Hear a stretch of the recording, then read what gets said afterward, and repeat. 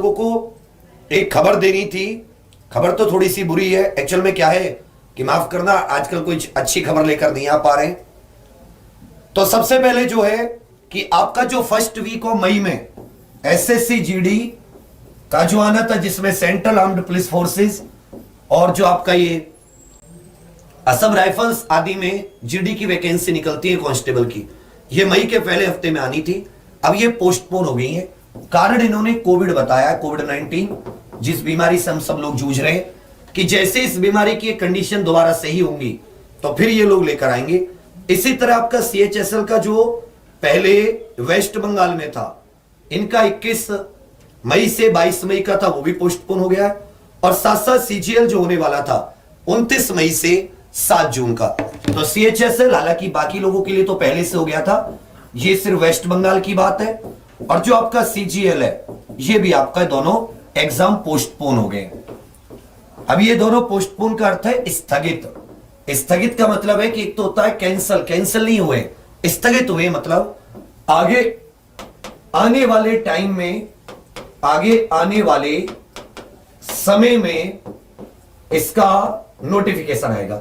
अब यहां पर एक गड़बड़ एसएससी वालों ने की है कि लोगों को इसे स्थगित नहीं करना चाहिए था, फॉर्म भरवा लेने चाहिए थे। बच्चे तैयारी कर रहे थे, उनके अंदर एक आशा हो जाती, उनके अंदर एक होप हो जाती। समझ रहे ना मेरी बात? होप का मतलब है कि अंदर से, अब जैसे क्या पोस्टपोन कर दिया, बहुत से बच्चे अपनी पढ़ाई छोड़ देंगे, जैसा कि नॉर्मल करते हैं कि सब सोच के चलते हैं मई के पहले हफ्ते में आ रहा है, आज आएगा, कल आएगा, चलो एक काम करते हैं, अब तभी पढ़ाई करेंगे। तो अगर बच्चों के अंदर होप रहती, क्योंकि 1 से 2 महीने तो भी फॉर्म भरने में लगते, बहुत से क्या है लॉकडाउन लगा हुआ है, सबसे बड़ी बात मान लेता हूं। इसमें एक वजह यह भी रही है कि लॉकडाउन के कारण साइबर कैफे नहीं खुल पा रहे और सब लोगों के पास लैपटॉप है नहीं कि वो अपने फोन कर पाए। जैसे आप यूपी देखोगे, राजस्थान देखोगे, हरियाणा देखोगे, भारत के ज्यादातर राज्य हर जगह लॉकडाउन है, जिसमें दुकानें बंद है, क्योंकि साइबर कैफे आवश्यक उसमें तो आता नहीं है। भाई राशन की दुकानें खुली हुई है या आपकी सब्जी आदि की दुकानें खुली हुई है, साइबर कैफे की दुकानें बंद है। इसका मतलब आप फॉर्म नहीं भर सकते। अगर फॉर्म निकाल भी दे तो फॉर्म नहीं भरे जा सकते। हो सकता है ये सोच के कमीशन ने ना निकाला हो, लेकिन अगर हमें कोई डेट भी दे देती कि जैसे लॉकडाउन ओपन होता है तो तब, तो शायद बच्चों के मन में थोड़ी सी और एक जो नेगेटिविटी है वो गायब होती और एक पॉजिटिविटी आती। पर चलिए अभी के लिए तो सिचुएशन ये है। बाकी सीएचएस और सीजीएल जिनका पहले हो गया था तो उनका तो कोई बात नहीं। बाकी जिनका सीजीएल 1 है, आप लोगों के पास और मेहनत करने की अपॉर्चुनिटी है। और same to same SSC GD वालों के लिए असल में क्या होता है कि पेपर जब बच्चे ज्यादा बैठते हैं तो बाबू वही नहीं है कि जो पहले आ चुका है उसी में से पेपर आए, ऐसा बिल्कुल भी नहीं होता। हमें से बहुत से लोग ऐसी ये सोच कर जाते हैं जो पेपर पहले आए थे प्रीवियस ईयर उसी के लेवल का करके जाएंगे, वही आएगा।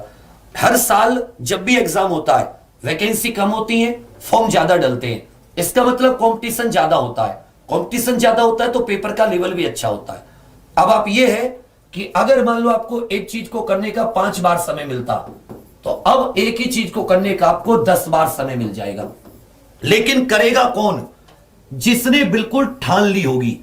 यहां पर कुछ बच्चे 10 में से या 100 का मानू तो 100 में से 90 बच्चे छोड़ देंगे, पढ़ाई को एकदम छोड़ देंगे। आप देख रहे क्लासों में आना बंद कर देंगे। लेकिन 10 ऐसे होंगे कि जो बिल्कुल ठान कर रखते हैं कि मुझे कुछ करना है, इस एक चीज को बाकी लोग 5 बार करेंगे लेकिन मैं इसी चीज को 10 बार करूंगा। और वही अंत में जब रिजल्ट आता है तो याद रखिएगा, इसी 10 में से ही फार्म 100 लोग भरते हैं, इनमें से 10, और इन 10 में से ही कुछ जो बाकियों से और ज्यादा मेहनत करते हैं यही एग्जाम निकालते हैं। कभी आपने सुना है जिसने भी फॉर्म भरा, जिसने भी ये ऑनलाइन बकैती की है या कमेंट्स बाजी की, उसका एग्जाम हुआ? आपके मोहल्ले में, आपके गांव में, आपके जानने वालों में कई 10 जगह पढ़े, 10 चैनल पे, 10 ऑफलाइन, लेकिन उनका एग्जाम नहीं निकला क्योंकि वो कहीं भी पढ़े नहीं। दिखावा तो कई जगह किया लेकिन ना तो कभी अपना लेवल सुधारा, ना कभी उन्होंने कोशिश की कि वो लोग बार बार प्रैक्टिस करें। बस हमेशा रहा आज एग्जाम आएगा तो पढ़ेंगे, नहीं आएगा तो नहीं पढ़ेगा। यही एक कारण है कि नहीं हुआ। बहुत से ऐसे होते हैं पहली बार में निकल जाते हैं, बहुत से ऐसे होते हैं। तो आपको उन पहली वाली कैटेगरी में आना है आपको मेहनत वालों की कैटेगरी में आना है, आपको पढ़ने वालों की में। ये एक इस बात से सिर्फ एक दिमाग में लेकर चलना कि जो चीज मैं पहले 5 बार पढ़ पाता, अब मैं उसको 10 बार पढ़ पाऊंगा, 15 बार, 20 बार, 30 बार। क्योंकि आधे लोग लंबी दूरी छोड़ के छोड़ देते हैं रेस। कुछ होते हैं जो उस रेस में दौड़ते रहते हैं। जब रेस शुरू होती है ना, चाहे 100 मीटर की हो चाहे 10 किलोमीटर की, आपने देखा होगा सब एक साथ दौड़ते हैं, और जब 4-5 चक्कर मारते हैं ना, उसके बाद में 10% रहते हैं। अगर वही चक्कर 50 हो जाएं तो 1-2 ही रहते हैं। इसी तरह एग्जाम है, शुरुआत बहुत लोग करते हैं लेकिन उस पेस को मेंटेन नहीं कर पाते। पढ़ो, मेहनत करो, पैसे हैं तो भी, नहीं है तो भी, क्लासेस तो आपके लिए रेगुलर होती हैं।